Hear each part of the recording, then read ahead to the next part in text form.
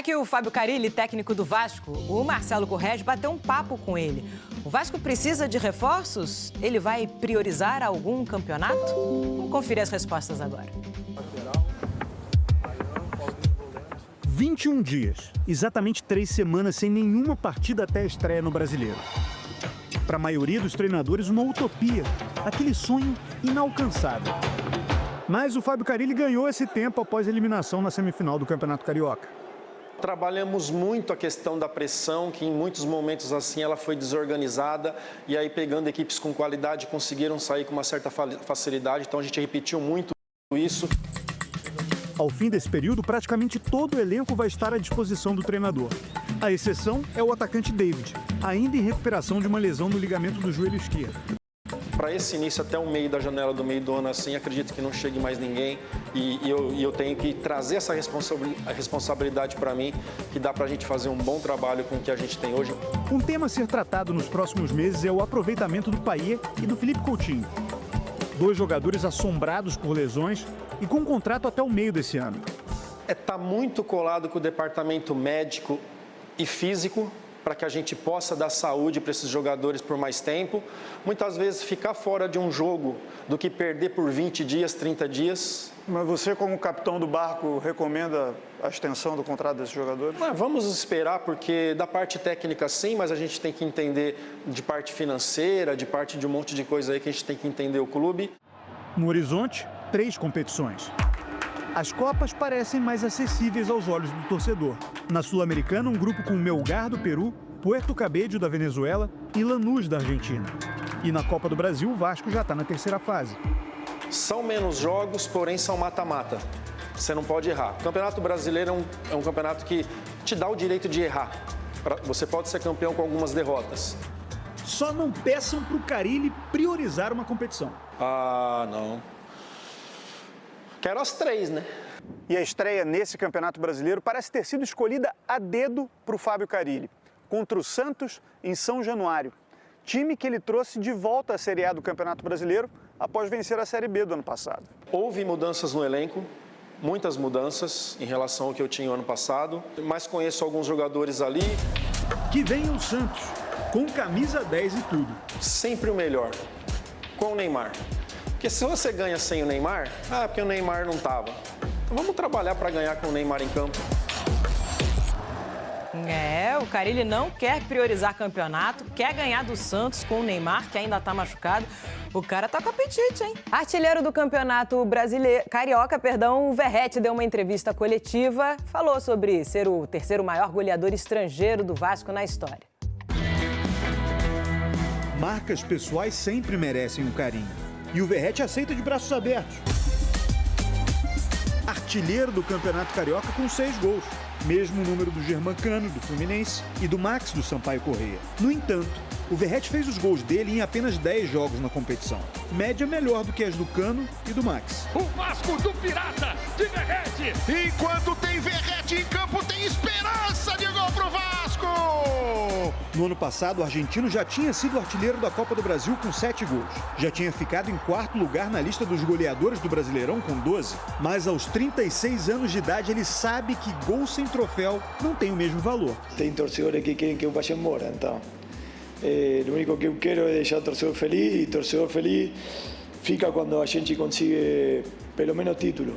Esses 40 gols deixam o Verratti em 3º lugar na lista de maiores artilheiros estrangeiros da história do Vasco. O segundo colocado é o Germancano, com 43. E o primeiro, o uruguaio Segundo Villadoniga, com 83 gols. Mas ele jogou lá nos anos 30 e 40 do século passado. No último jogo pela Copa do Brasil, o capitão Verratti mostrou que tem outras prioridades além de balançar as redes.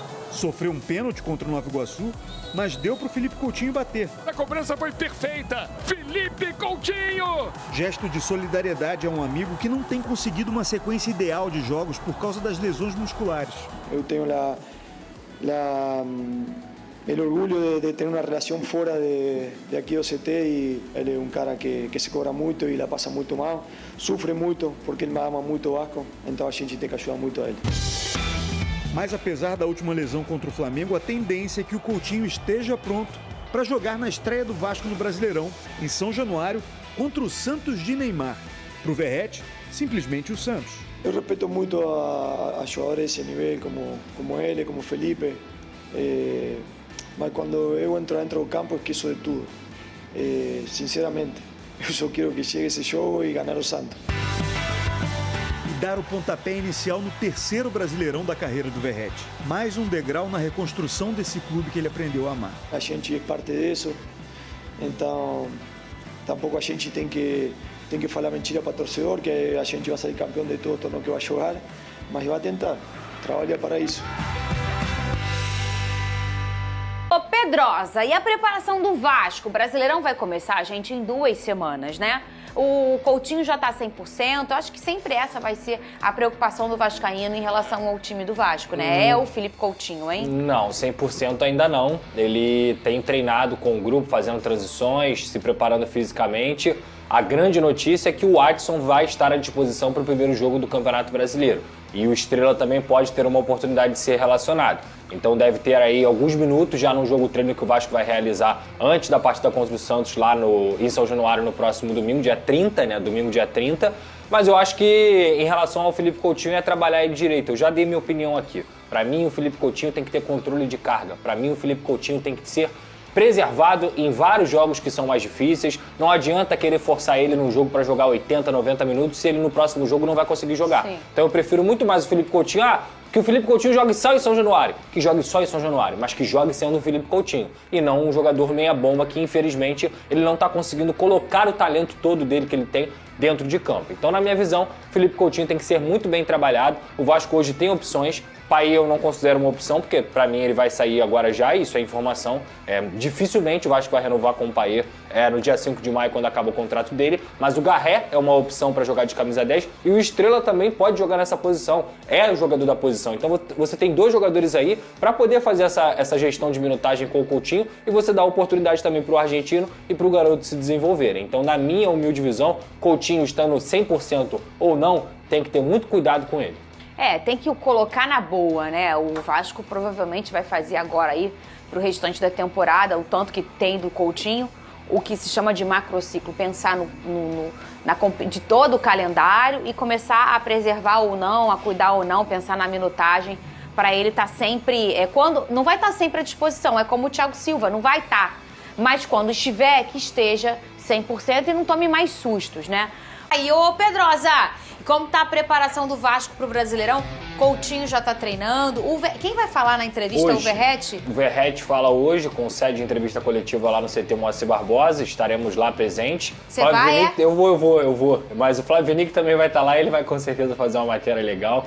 O Coutinho ainda tá numa fase de recuperação da fisioterapia, passando bem. Vai voltar à transição aí já na próxima semana, para quem sabe ficar pelo menos no banco no jogo contra o Santos no dia 30 em São Januário. Assim como também o Adson tem treinado com o grupo, feito trabalhos com o grupo nessa transição, um jogador que vai ser muito importante nessa temporada. O Estrela, a mesma coisa. Como ele fez falta depois que machucou, faz muita falta, muita. E a boa notícia é o David também, que tá voltando cada vez mais rápido do ligamento cruzado anterior, mas esse um pouquinho mais pra frente. Então, a preparação continua, Fernanda. Acho que o Vasco teve aí um tempo suficiente, ainda tem uma semana praticamente para poder trabalhar. É o teste final de fogo do Fábio Carille, não tem mais o que reclamar, nem sobre o elenco, muito menos sobre o tempo de preparação. O Vasco teve 20 dias, vai ter 20 dias aí até o jogo contra o Santos. Tempo de treino, elenco, reforços chegaram, salários estão em dia. Não tem do que ele reclamar, né? Então o Vasco vai ter que jogar um futebol bem redondinho contra o Santos para ele não cair na pressão novamente. E a gente já via que o Vasco já estava se encaixando, né, o Vene? E eu acho que a chegada do Nuno foi como uma luz, né, num caminho que já estava sendo asfaltado, vamos dizer assim. E aí você tendo o retorno possível de outros jogadores, que são grandes jogadores, e a questão clínica foi os tirando do caminho, você tem reforços chegando mesmo que não tenha tido um investimento, porque imagina, você tem uma volta de um Estrela, o tanto que esse menino jogou até se machucar, e logo aconteceu. O Adson, que foi um cara que eu acho que há uma cronologia do Vasco, antes com o Adson. Sim. E sem o Adson na temporada, Vini. O próprio David estava numa crescente muito boa, era um jogador extremamente importante. importantes, mas eu tenho certeza desses nomes mencionados aí, o Adson para mim vai ser o principal reforço caseiro, digamos assim.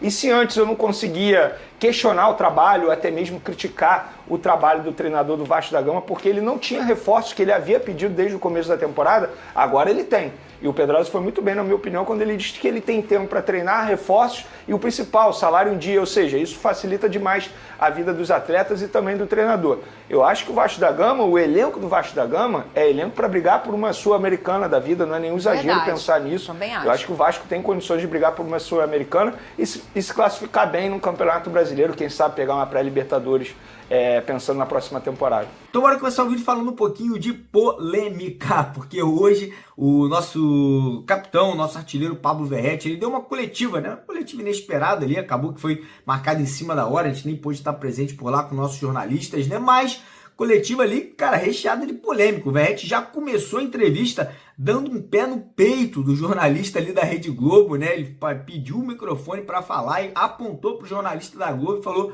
não foi você que acusou aí, né, que eu estaria pedindo R$1 milhão de salário? O jornalista da Globo ficou sem saber o que falar, ficou sem saber o que fazer. Ele falou: sim, fui eu. E você, aí o jornalista perguntou pro Verratti: você desmente? Isso é mentira? O Verratti olhou no olho dele e falou assim: sim, é mentira, irmão. Isso aí é mentira, você inventou essa notícia e eu quero olhar olho no olho e falar isso pra você. Então o clima já começou ali bem azedo, né? Parabéns pro Verratti, cara. Gostei da atitude dele, tem que falar mesmo, cara. Principalmente em relação ao valor de salário, né? Quando o jornalista expõe uma situação dessa, eu sinceramente não acho muito bacana, né? A não ser que o próprio jogador venha, fale ou confirme, aí realmente não tem tanto problema assim. Mas, enfim, a situação ali, o Verratti falou que quer conquistar título, que, pô, ama a torcida do Vasco, vai ser difícil, vai ser um ano complicado, mas que a intenção dele e do elenco é de dar um título aí pra torcida vascaína, né? O restante da entrevista foi aquele feijão com arroz, não teve tanta coisa assim, mas essa polêmica aí eu vou falar pra vocês, tá? O bicho pegou. Eu vou falar que o jornalista deve ter saído de lá, cara, pô, com a mão na cara, morrendo de vergonha, né? Mas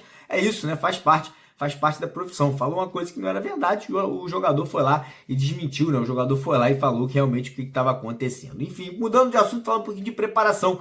O Vasco deve fazer um amistoso nesse final de semana, cara. A gente teve a confirmação hoje que o Vasco ainda tá buscando adversário, mas que provavelmente sábado ou domingo a gente deve ter aí um jogo treino, né? Mais um e deve ser o último, tá? Antes da estreia do Vasco no Campeonato Brasileiro contra o Santos no domingo que vem, né? No dia 30 de março. Então o Vasco fechando aí essa última semana de preparação. Tendência é que Coutinho, Adson, Tietê, Estrela, que estavam se recuperando, possam participar pelo menos de uma parte ali do coletivo, né? Pelo menos de uma parte ali da atividade, para verem aí se realmente terão condições de estarem aí à disposição do Carille para o jogo aí da estreia do Vascão no Campeonato Brasileiro. E agora vamos entrar aqui em outros dois assuntos. Primeiro, falar um pouquinho sobre o mercado da bola, porque a gente acabou de ter uma notícia, né? Um jornalista, amigo nosso, que cobre o Atlético Mineiro, né? Que é ali um dos setoristas do Galo, trouxe uma informação importantíssima, tá?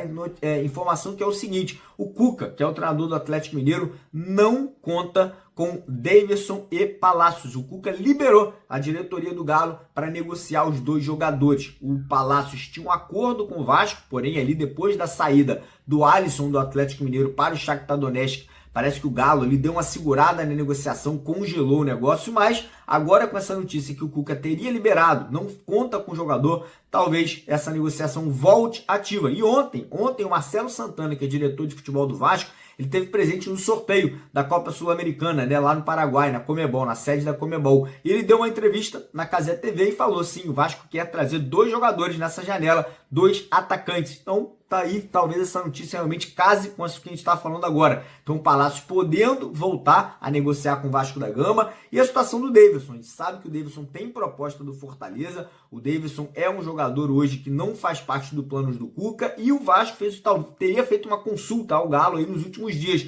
Só que o fato é o seguinte: se o Vasco quer o Daverson, tem que correr contra o tempo, porque se o Fortaleza já formalizou proposta, eu acho que o Vasco deve, no mínimo, chegar junto e falar: ó, o que o Fortaleza ofereceu? A gente quer, pelo menos, aí tentar equiparar valores, tentar chegar perto aí para trazer o Daverson aí para o Gigante da Colina. Eu acho que seria um grande sonho do jogador. E a torcida do Vasco também, tem muita gente que quer ver o Daverson aí vestindo a camisa vascaína. Para mim seria um bom reforço, tendo em vista aí que temos essa carência gigante no elenco, né? Não temos um substituto ou não temos um jogador ali que possa atuar ao lado do Verratti lá na frente. Então a gente vai ficar de olho, a gente vai seguir acompanhando, seguir aí buscando novidades, e assim que a gente tiver qualquer coisa, a gente traz para vocês aqui nos próximos vídeos. É isso aí, família vascaína, tudo bem com vocês? Plantão, gente, a atacante Davidson pode estar assinando um contrato com a equipe do Vasco da Gama a qualquer momento, e o Pedrinho seria uma peça fundamental, né, para a chegada, né, do atacante consagrado, jogou Libertadores com a camisa do Palmeiras